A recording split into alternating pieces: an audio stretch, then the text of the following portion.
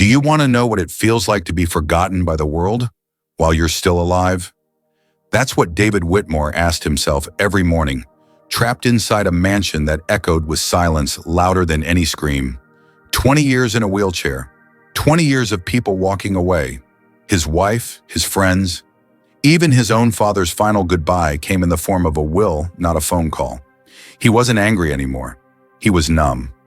Until a little girl in torn boots knocked on his door and shattered everything he thought he knew about love, pain, and healing. At first he thought she was just hungry, but what she truly came for was to wake something far deeper inside him. And when she reached out her tiny hand and whispered to his broken legs, something moved not just in his body, but in his soul. You think you've seen stories about miracles, about love, about second chances.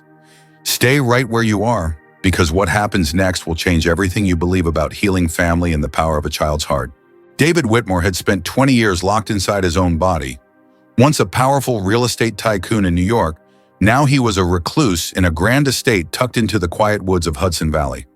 A man forgotten not by the world but by himself. He didn't want company. He didn't want pity. Most of all, he didn't want to remember what hope felt like. So when the soft knock on his heavy oak door echoed through the mansion that winter afternoon, he ignored it. But the knocking continued, patient, persistent. He wheeled himself to the door with a sharp grunt ready to shout at whoever dared interrupt his solitude. And when he opened it, there she was. A little girl barely 6 years old stood on the frozen doorstep, her boots too big, her coat threadbare, and her cheeks red from the cold. But her eyes, those wide, stormy eyes, met his without fear. "I told you not to come back," David barked, slamming his fist on the armrest of his wheelchair. "I'm sorry," the girl said softly, not flinching. We don't have dinner tonight. I thought maybe you had something you didn't need. Do I look like a soup kitchen to you?" His voice was sharp, bitter. "Go beg somewhere else." But she didn't move. In fact, she took a step closer. "Are you in pain?" she asked, as if she hadn't just been yelled at. David froze. No one had asked him that in years, not even his doctors. Not like that. "Of course I'm in pain," he snapped. "I haven't walked since I was 30. That enough reason for you?" The girl gave the tiniest nod. "My grandma couldn't walk either before she passed, but she said when your legs stop working, you have to use your heart more." David stared at her. "Who is this kid? How old are you, 6? But my mom says I'm an old soul." He rolled his eyes. "Where is your mother now? She cleans offices in White Plains. Works late. Sometimes we don't have dinner." David sighed. The mansion was cold and hollow, filled with silence and untouched food. His pantry could feed a family of 10, but he barely ate. And suddenly he hated how quiet it felt without this little voice filling it. "Fine," he grunted. "Just this once." Her eyes lit up like Christmas lights. "Really, thank you. My mom always says good people appear when you need them most." "I'm not a good person," he muttered, already wheeling away. "I just have too much food." She followed him down the marble hallway as if she belonged there. Her footsteps echoed like a heartbeat through the empty halls. "You live here alone?" "Yes, and I like it that way." "No family?" He stopped in front of the fridge. That question stung more than it should have. Not anymore. He microwaved leftover roasted chicken and rice, then slammed the plate in front of her. "Eat, and be quick." She sat politely and began eating slowly, savoring each bite. "You know, I think I can help you." He looked at her, half amused. "Help me? With what exactly?" "With your legs." David laughed, dry and bitter. "They're not asleep, kid. They're broken. Done. Doctor said so." She looked up calmly. "Maybe they're not listening because your heart is too tired." He wanted to scoff again, but something about the way she said it, it wasn't childish nonsense. It was like she was remembering something ancient. "What's your name?" he asked quietly. "Lily Carter. My mom's Emily. And why aren't you with her?" "She can't bring me to work. I stay with the neighbor most nights." "But sometimes the neighbor forgets." David frowned. This girl was left alone in the dark of winter with no food. His gut twisted. He hadn't felt that in years. "You've eaten. Now go home." Lily walked to the door. Before stepping out, she turned and smiled. Can I come back tomorrow, not for food, just to talk? I think you're really lonely. He opened his mouth to say no. He wanted to scream no, but what came out was we'll see. And that smile she gave him, like she already knew he'd said yes. When she left the house, didn't feel quite so empty. That night, David couldn't sleep. He kept hearing her voice. Maybe your heart is too tired. At 3 p.m. the next day, the knocking returned. Softer this time. Expectant. David opened the door. She was back with 3 slightly crushed yellow flowers in her hands. I brought you something. He looked at the flowers like they were poison. What would I do with those? They'll die. All things die, Lily said matter-of-factly. But while they're alive, they make the world prettier. For the second time in 24 hours, David couldn't think of a reply. I'm not here for food today, she added. Just to talk. He stepped aside. She darted to the kitchen like she belonged there. Put the flowers in a glass of water. Started talking about her grandma, her mom, the stars. And then she asked, can I touch your legs? David stiffened. Why I want to talk to them? My grandma used to say bodies listen when they feel loved. He wanted to say no, but something in him broke. Okay, just for a second. Her hands were tiny and warm. She closed her eyes. Hi, legs. I'm Lily. I know you've been sleeping for a long time, but David needs you. When you're ready, you can wake up. And he felt something. Not pain, not movement, but a tingle. Barely there, but real. Did you feel that? Lily whispered. He swallowed. Maybe. You see, you just needed someone to remind them.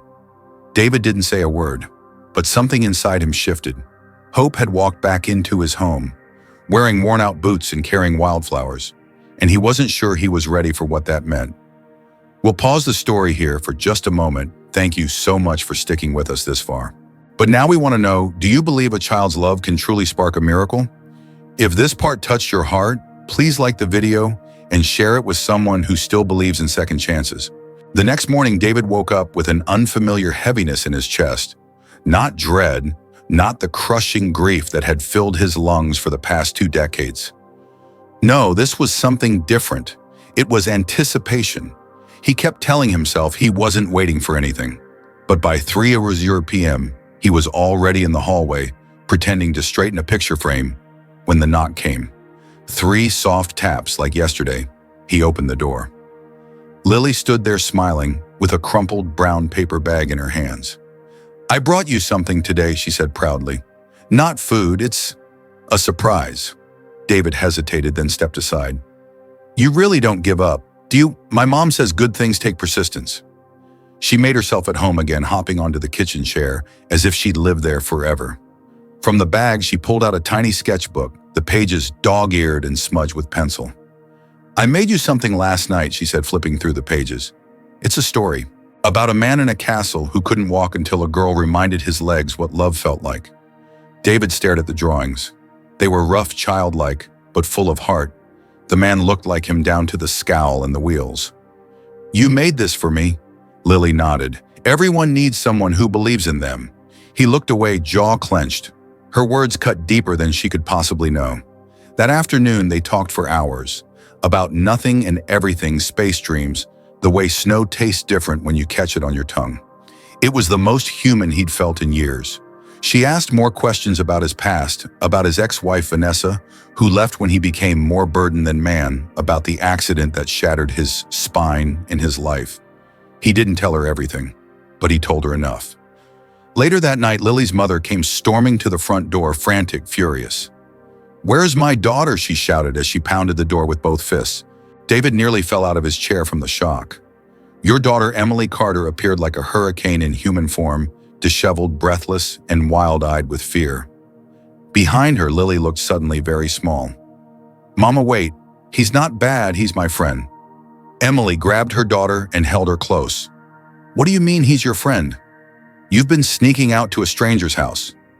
I didn't sneak, I came to see David. He gives me food and stories, and Emily turned her glare on David. What exactly do you want from my daughter? I didn't invite her here, David said flatly. She came on her own. I gave her food. We talked.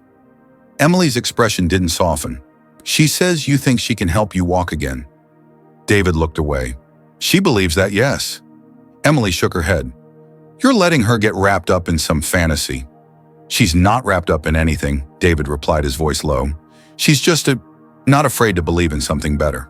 Emily was still suspicious, but as she looked around the kitchen, the untouched silverware, the sketchbook on the table, the flowers in a jar, something shifted in her eyes. Pity, guilt, or maybe recognition. She told me you live alone, she said more quietly now. I do, and that you haven't walked in 20 years. That's also true. And yet she keeps showing up here, like it's normal, because maybe for her it is. Emily sighed and rubbed her temples. We don't have much. I work night shifts cleaning office buildings in White Plains. The neighbor's supposed to keep an eye on her, but she sneaks out. She doesn't sneak, she wanders. Emily laughed bitterly, always believing she can fix the world. David almost smiled. She's not wrong. I appreciate the food, Emily said, then added with hesitation, but this can't continue. She's just a child. I know. A silence passed between them. Then Lily piped up, eyes wide with worry. Mom, please don't be mad. David's lonely. He needs us. David expected Emily to snap, but she didn't.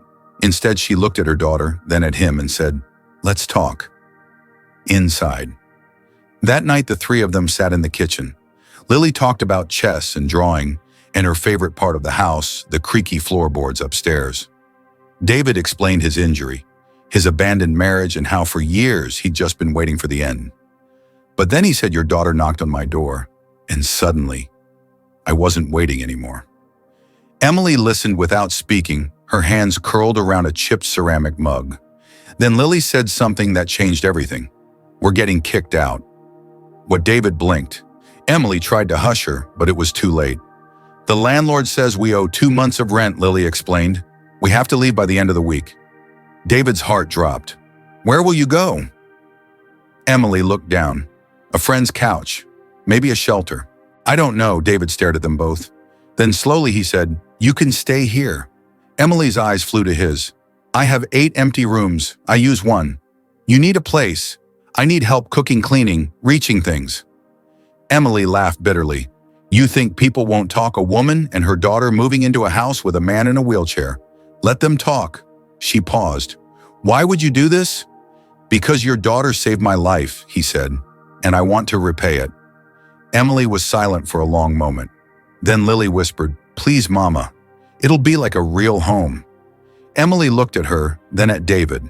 The fear in her eyes was still there, but so was something else. Something like possibility. You have until morning, she said.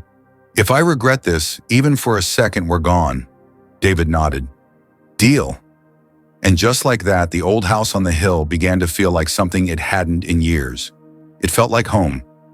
We'll continue this beautiful story in just a moment. But before we go, do you think David's offer came from love or loneliness? If this chapter touched you, please like the video and share it with someone who still believes in second chances. The cold January wind whistled through the leafless trees outside the old Whitmore estate, but inside everything was changing. Laughter now bounced off the walls that had once echoed only silence. The kitchen smelled like cinnamon and roasted vegetables. The living room, once a hollow museum of lost memories, was now scattered with crayons, toy puzzles, and half-finished drawings taped to the fridge. And in the center of it all, David Whitmore. He no longer looked like the man who barked at a child through his front door. His shoulders were still heavy, his eyes still carried the shadows of years past, but now there was light, hope, and something deeper. Love. Each morning, Emily prepared breakfast, while Lily sang off-key to old radio songs. David read the paper aloud, offering commentary that made Emily laugh, and Lily roll her eyes in pretend annoyance. The mansion felt like it had a heartbeat again. But beyond the warmth of family, a storm was brewing. Vanessa, David's ex-wife, had returned with venom and lawyers threatening to take half of everything, including the very home that now sheltered Emily and Lily. She claimed the divorce had never been finalized properly, claimed she was still entitled to the inheritance David received after his father's passing. And worst of all, she had photos, stories, ammunition meant to paint Emily as a manipulative opportunist and David as a vulnerable old fool. That night, David sat at the fireplace staring into the flames. Emily sat across from him, silent, watching his jaw tighten as he read the legal notice. They want everything, he whispered. The house, my name, even us. We can leave, Emily said softly. Lily and I will go if it keeps you safe. He looked up, eyes sharp. No, David, no. You're not leaving. This is your home now, too. She hesitated, then said, they'll twist it, make it look like I planned all this, like I seduced you. David's expression didn't change. Then let them talk. Let them print what they want. But I'm done hiding. I hid after my accident, after Vanessa left, after my father died. I've been surviving, not living, and I'm not giving that up, not again. Emily reached across the coffee table and took his hand. Are you sure? I'm sure of one thing, David said, squeezing her fingers. I want to spend the rest of my life fighting for something, not just against it. The following week, David and his doctor met again. This time, Dr. Helen Brooks couldn't believe her eyes. David had feeling in both legs, minor movement in one foot. A week later, he stood wobbly but proud between parallel bars in their makeshift home gym. Then came the morning no one saw coming. Let's try something, said Sarah Bennett, his physical therapist, her voice calm but electric with anticipation. Let's take a step. David inhaled deeply, his hands gripping the bar's legs, trembling under him. Emily stood just ahead of him. Lily watched from the hallway, hands clenched at her heart. And then it happened. One step, shaky, slow, but deliberate. David's right foot slid forward. Lily gasped. Emily's hands flew to her mouth. Then the left foot moved. A second step, and then a third. He reached Emily. She caught him, tears falling freely. You did it, she whispered. You really did it. No, David said softly. We did it. That same afternoon, David wrote a letter to Vanessa's attorney.